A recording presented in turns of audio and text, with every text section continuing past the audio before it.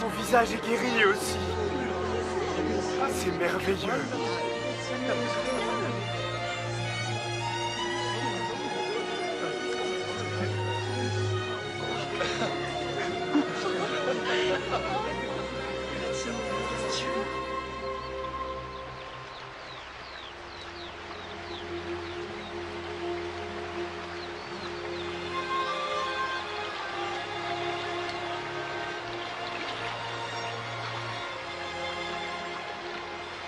Apprends-nous à prier, comme Jean l'a appris à ses disciples. Quand vous priez, dites « Notre Père qui es aux cieux, que ton nom soit sanctifié, que ton règne vienne, que ta volonté soit faite sur la terre comme au ciel. Donne-nous chaque jour notre pain quotidien. Pardonne-nous nos offenses, comme nous pardonnons aussi à ceux qui nous ont offensés. Protège-nous contre la tentation et délivre-nous du mal. »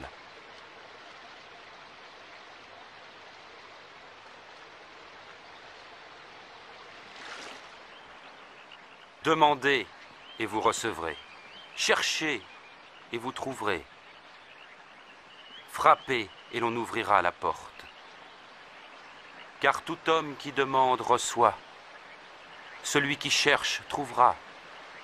Et à celui qui frappe, on ouvrira la porte.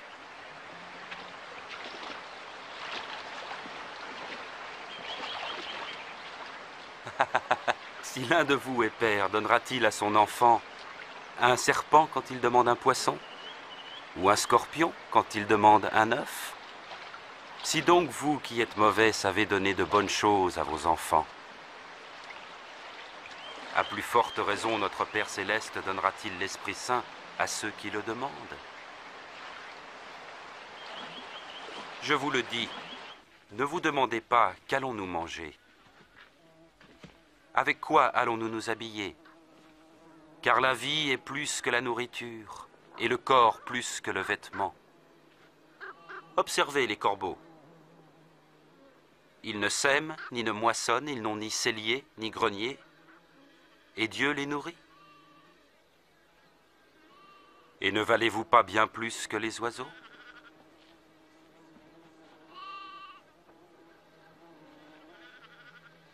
Qui d'entre vous peut, à force d'inquiétude, prolonger tant soit peu sa vie? Si donc vous êtes sans pouvoir même pour si peu, pourquoi vous mettre en souci du reste? Observez ces lys et comment ils croissent. Ils ne filent ni ne tissent. Et pourtant Salomon lui-même, dans toute sa gloire, n'a jamais été vêtu comme l'un d'eux. Si Dieu revêt ainsi l'herbe des champs qui demain sera jetée dans le feu, il fera donc bien plus pour vous, aux gens de peu de foi. Fais grandir notre foi. Si votre foi était grosse comme une graine de moutarde, vous pourriez dire à l'arbre qui est là, déracine-toi et va te planter dans la mer, et il vous obéirait.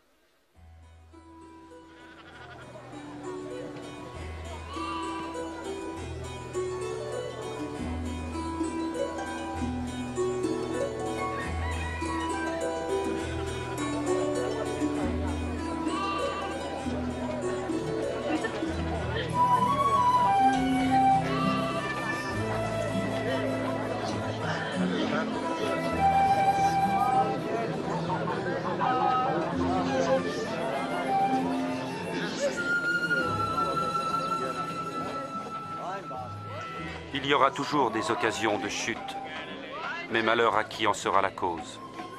Il vaudrait mieux pour lui qu'on attache une pierre à son cou et qu'on le jette à la mer, pour qu'il ne provoque pas la chute de l'un de ses petits. À quoi est semblable le royaume de Dieu?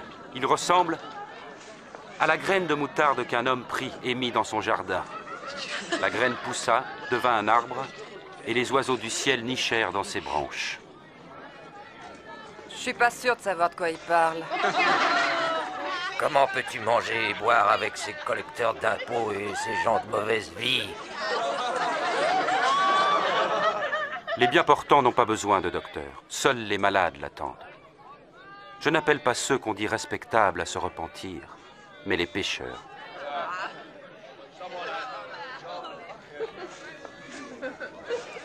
Parle-nous du royaume de Dieu. Allez, raconte encore. N'ayez pas peur, petit troupeau, car votre Père a trouvé bon de vous donner le royaume. Vendez ce que vous possédez et distribuez-en le produit aux pauvres. Constituez-vous dans les cieux un trésor inaltérable et qui ne s'épuisera pas.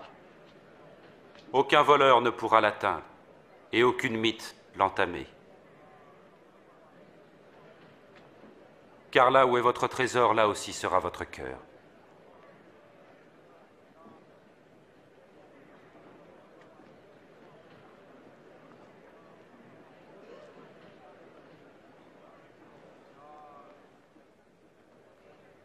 Femme, tu es délivrée de ton infirmité.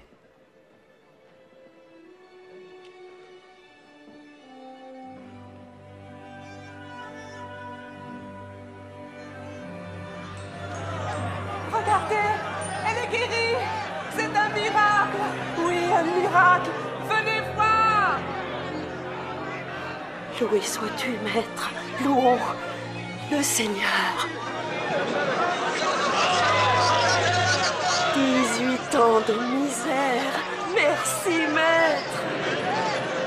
Il y a 6 jours pour le travail, tu l'ignorais. Viens donc te faire guérir un de ces jours-là. Pas le jour qui est celui du sabbat.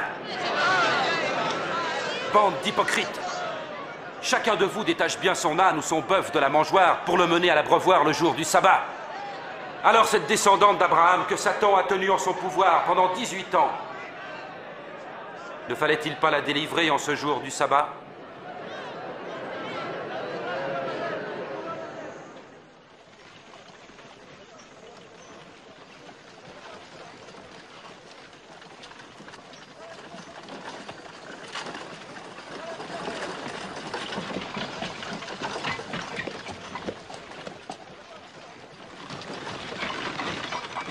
Ô bon maître, que dois-je faire pour obtenir la vie éternelle?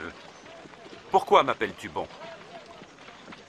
Personne n'est bon, sinon Dieu seul. Tu connais les commandements. Tu ne commettras pas d'adultère. Tu ne tueras pas, ne porteras pas de faux témoignages. Tu respecteras ton père et ta mère. Depuis ma jeunesse, j'ai obéi à tous ces commandements. Il te reste encore une chose à faire. Vends tout ce que tu as et distribue le produit aux pauvres, et tu auras un trésor au ciel. Ensuite, viens et suis-moi. Mais nous sommes des marchands et riches. Qu'il est difficile pour les riches d'entrer dans le royaume de Dieu. Oui, vraiment, il est plus difficile à un homme riche d'entrer dans ce royaume qu'à un chameau de passer dans le trou d'une aiguille. Mais alors, qui peut être sauvé? Ce qui est impossible aux hommes est possible à Dieu. Mais en fait, où sera-t-il le royaume de Dieu? Le royaume de Dieu ne viendra pas d'une façon spectaculaire. Et personne ne dira « Regardez, il est ici ou il est là ». Car le royaume de Dieu est au milieu de vous. Le temps viendra où vous désirerez voir un seul des jours du Fils de l'homme, mais vous ne le verrez pas. En effet, quand le Fils de l'homme reviendra, il sera comme l'éclair qui jaillit d'un point à l'autre du ciel et illumine tout l'horizon. Mais il faut d'abord qu'il souffre et qu'il soit rejeté par les gens d'aujourd'hui.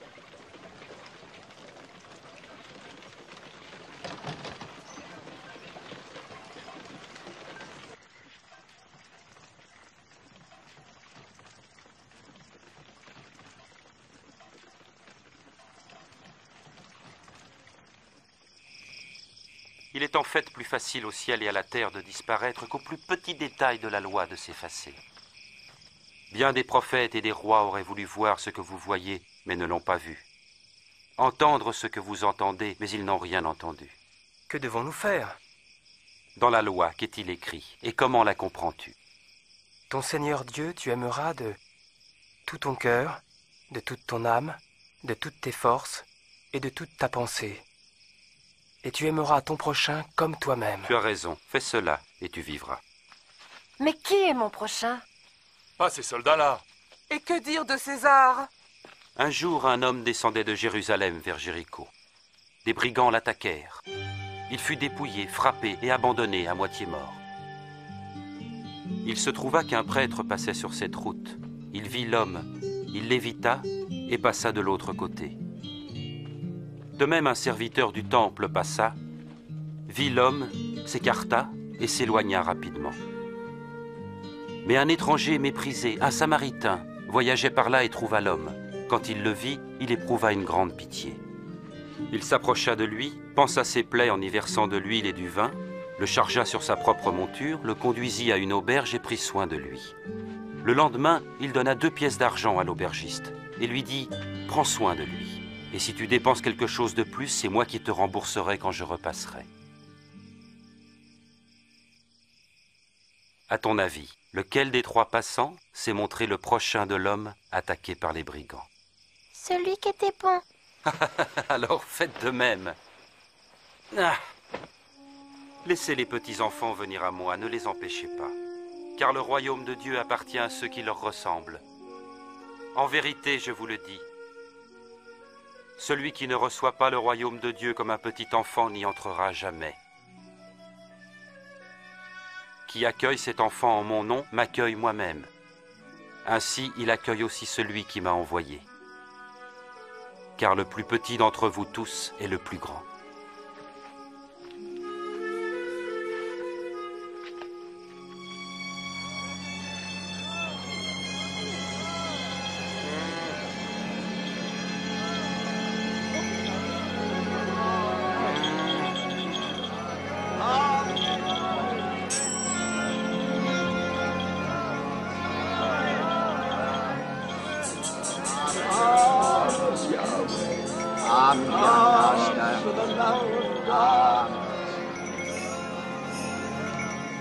Hé, qu'est-ce que c'est? Que se passe-t-il?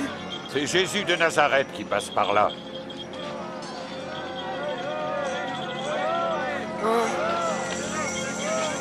Jésus! Jésus! Fils de David, aie pitié de moi.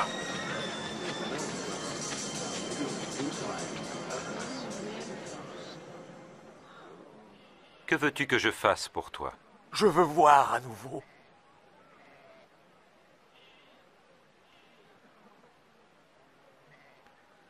Alors vois, car ta foi t'a guéri. Ah, je vois!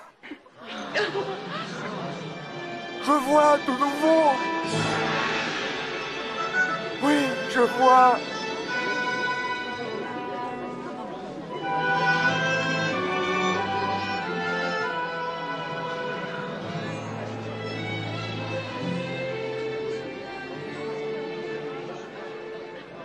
Alors que Jésus faisait route vers Jérusalem, des foules venaient à sa rencontre.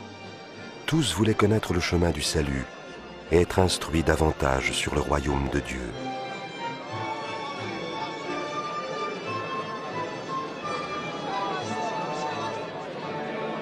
Cet homme est vraiment un prophète. Seigneur, maître, sauve-moi!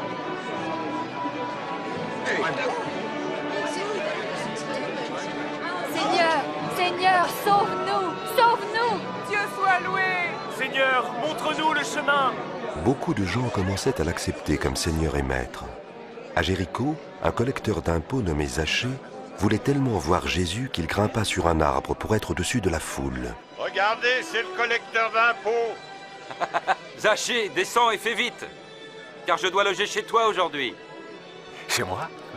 Qu'est-ce qu'il va faire chez lui? Comment Zachée connaît-il Jésus?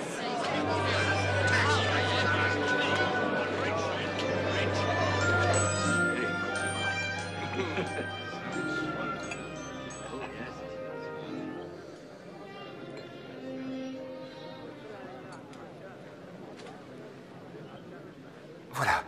Je donne la moitié de mes biens aux pauvres.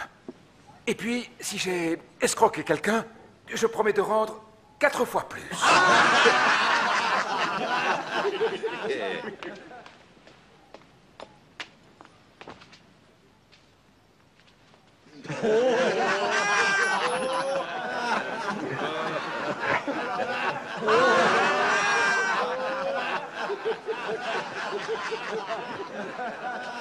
Je n'y crois pas, je rêve. Un collecteur d'impôts qui rembourse, mais c'est impossible.